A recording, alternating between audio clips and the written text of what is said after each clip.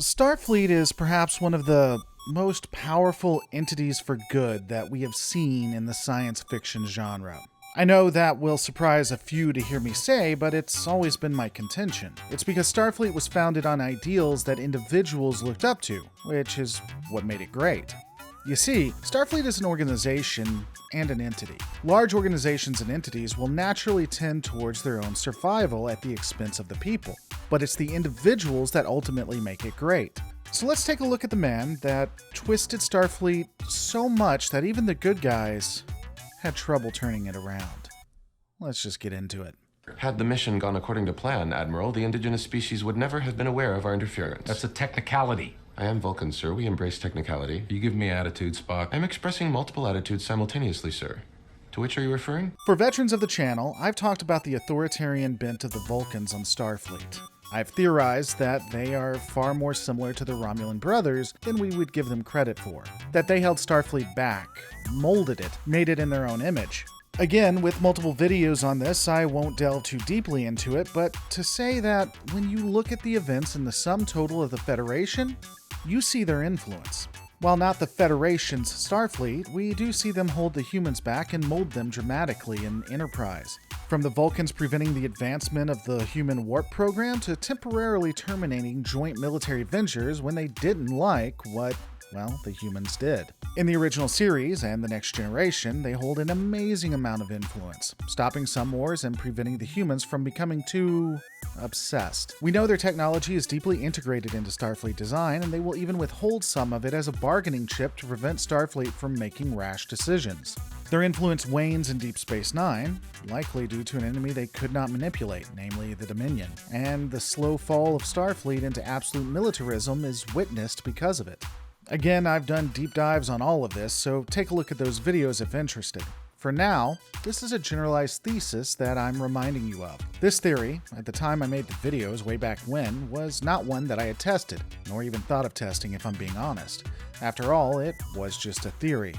A Star Trek theory. To give credence to it, I would have to find a way to remove the Vulcans from the equation and see what happened. Luckily, Abrams has done that for me.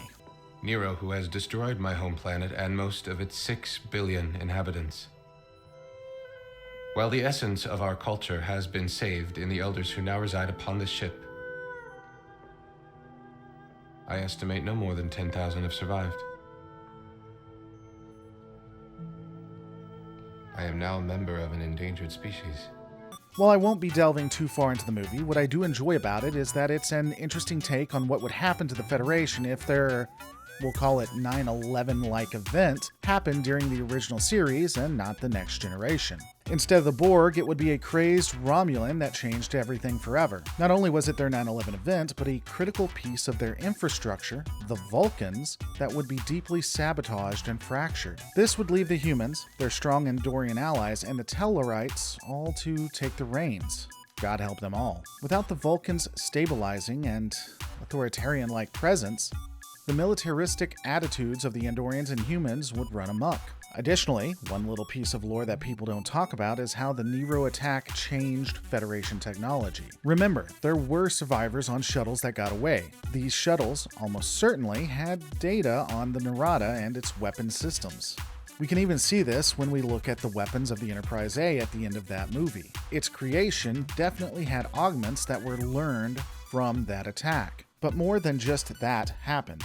Again, without the Vulcans to provide any substantial resistance, the more, and I keep saying this, militaristic aspects of Starfleet were seen. This is observed not just from the technology, but aesthetics. Starfleet Academy no longer had overweight individuals trying to appear thin in what were amazingly uncomfortable pajamas, but they now wore what appeared to be actual militaristic uniforms. The butterfly effect doesn't stop here, though. We know that several organizations became much more powerful. Principal one being Section 31. London was not an archive. It was a top-secret branch of Starfleet designated Section 31. They were developing defense technology and training our officers to gather intelligence on the Klingons and any other potential enemy who means to do us harm. We know that in the Prime timeline, they tend to stay in the shadows. There were no offices for them to work in, just individuals that keep a cabal together.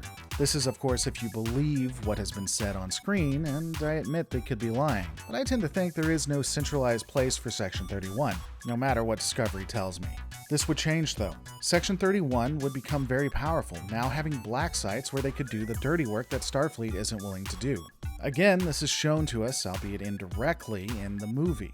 Now, Section 31 wasn't something that happened in the shadows. They had bases in plain sight. They would train their operatives to fight enemies of the state and create defensive technologies.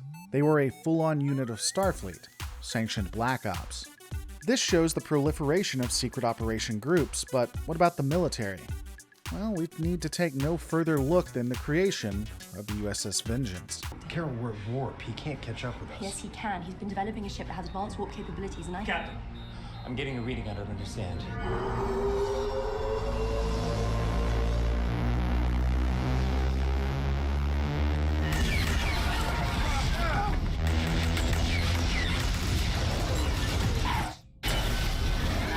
A ship made for war and to fight the Klingons. There's nothing about the vessel remotely connected to exploration or finding brave new worlds. Its job is to kill anything that affronts the Federation, and at this time, business is booming.